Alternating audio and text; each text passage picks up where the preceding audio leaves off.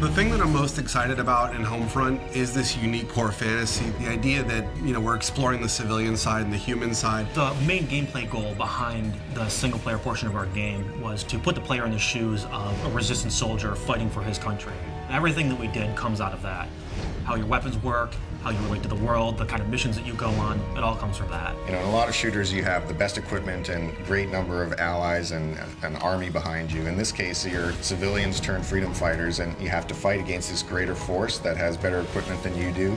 And it's really a sort of get in, get out situation. It's an interesting place for us to be on this one because everybody's expectations is military shooter. We want guys who are professional. But, guys who are really professional in war are like robots.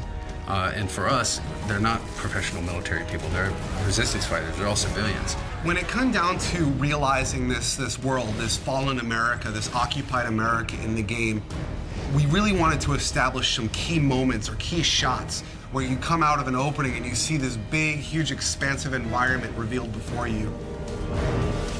You see this enormous vista of this plane that crashed when the EMP went off. It's kind of like this moment where you're like, this is really something different. It's really spectacular. We really want people to feel like this looks like a place that I grew up in, and then twist it, and now it looks abandoned, now it looks collapsed. The second thing, which I think has been a huge win for us overall, is going after real-world brands. We really want to get these brands in here because they're part of the fabric of American life. So one of the places that the Koreans use as a supply depot is a classic big box store. And they sort of move in and they use the big space to store all their military stuff. And that's one of our big set pieces where the military goes on a raid mission to steal a bunch of fuel. Consequence of violence is something that we're focusing on in the game. War is not a pretty thing, and there's not always lots of positive events that come out of it. It's actually very dark and tragic, and we want to show that element in Homefront, which you don't really get in a lot of shooters. Jake, just put them out of there, misery. Who's shooting? Let those bastards come! In an average FPS, you'll blow through 30 to 100 guys every 15 to 20 minutes or so.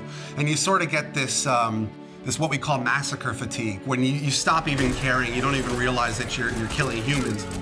But what we're trying to do is really attach emotion to that it actually, there are consequences to violence. Please form a single file and have your papers ready for inspection. How am I supposed to make the player feel or care about the fact that they're killing when that's the whole goal of the game? But that's really the fundamental crux of what we're trying to achieve. Your character in the game, his name is Robert Jacobs. He's a former pilot. He's recruited by the Resistance because they need a helicopter pilot. So Boone is a former police officer. He's the leader of the current Resistance cell and sort of the father figure of the whole unit. He's less about killing the Koreans and more about what can I do to free my people. Connor is really the key combat figure of the group. He's a little on the wild side. He's not conventional, but he's really a valuable man to have in a fight. And Rihanna is born and raised in upstate New York. She was kind of the hunter in the wilderness, and she just felt the call to join the Resistance and do whatever she could about it.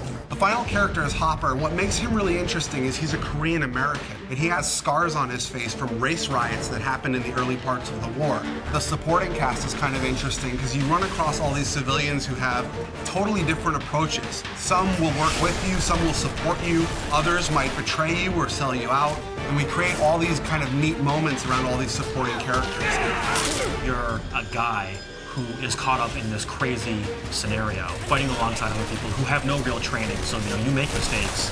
People get shot, people get hurt, people die alongside you. Fighting as a civilian with civilian and in an occupied America, that's really the core of what Homefront's all about, and that's really what we're set to deliver on.